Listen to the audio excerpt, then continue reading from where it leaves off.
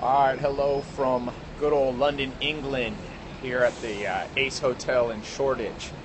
I was reading an interesting book this morning, Confucius, and as I travel around the world, it's like an overwhelming thing. I was just in Germany, New York, now I'm here in London, and you see all these good things about the world, but you see all these problems. So when I was reading this book by Confucius, he gave a simple formula for changing the world, and I'm not that political, and partly I'm not political because it feels like to me that most of the solutions that we have politically are really just putting a band-aid on the problem, right? But if you want to solve a problem, you got to stop the bleeding. So what did Confucius say?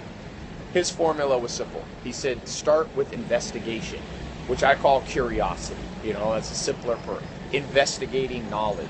And he said, when you do that, you will change your thoughts. And he says, when you change your thoughts, your heart will begin to change. And then Confucius says, once your heart changes, then your self changes. You begin to, self-improvement, changing yourself. You can see the cool buses going by and the black cabs. But anyway, so as you change, yourself, he said the next thing that changes is families. And families, of course, are the basic unit of any nation.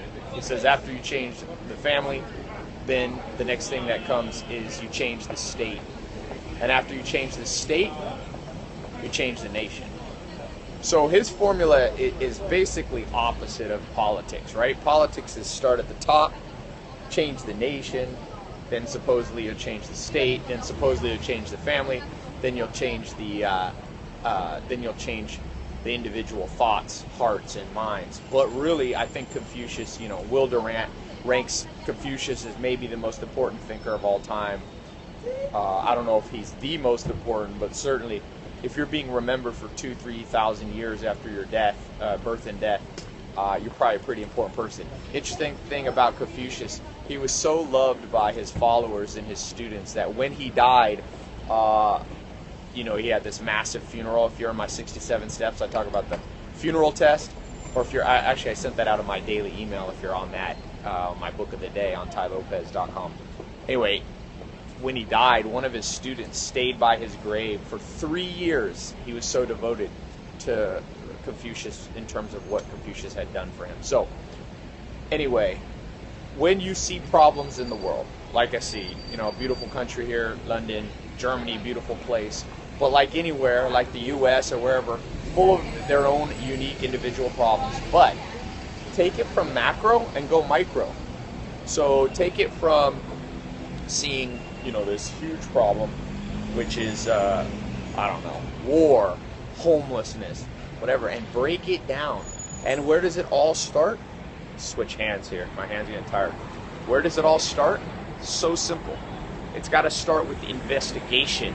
I put an Instagram up, if you're on my Instagram, a book called Curious. You have to become more curious in life. It's interesting that he put that as the seed. That he put as the foundation of all change in the world. Curiosity. I was out to dinner with some people the other day, and there was one person there, and I asked them about how curious they were, and they're like, I don't care.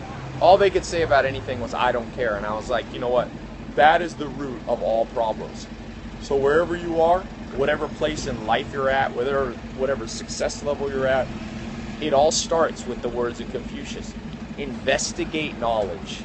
There was another saying about Confucius, I'll probably butcher it, but when he was asked to describe himself to the king, he wrote that, tell them that I am a man that loves knowledge so much, so curious that I forget to eat food sometimes.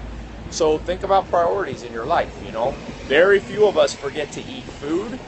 But food, you could go a day without food. You can go a week without food. That Louis Zamparelli, that guy that I wrote, I think he went 47 days without food when he was floating in the Pacific Ocean after being shot down or crash landing. So go without food, but don't go without knowledge. And just like with food, it starts with appetite. A sign of death is having no appetite. I was on a farm. Whenever you saw an animal with no appetite, you knew that thing was either deathly sick or on its way to the grave.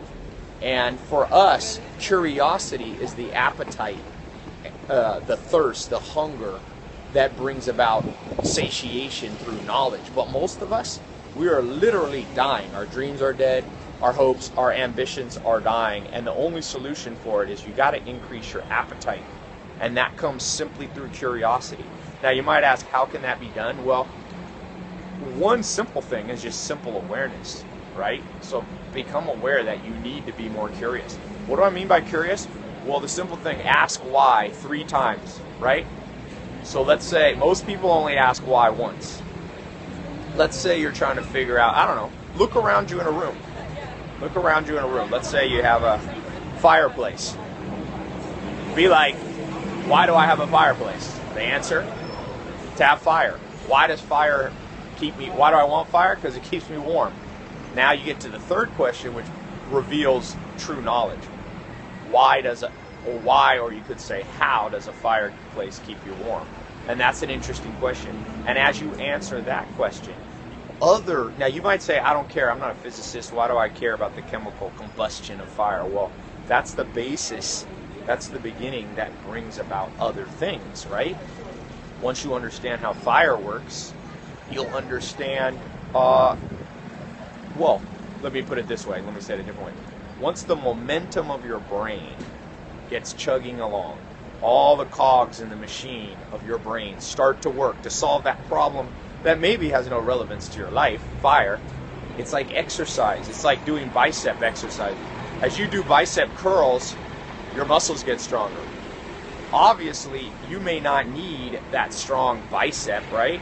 Like, what's the point? The point is, as you gain momentum physically for your health, it'll start affecting every area of your life, right? Well, same way with your mind. As you begin to ask why about every little question, I should ask myself, why the heck are these buses red? Why do they have double deckers in London?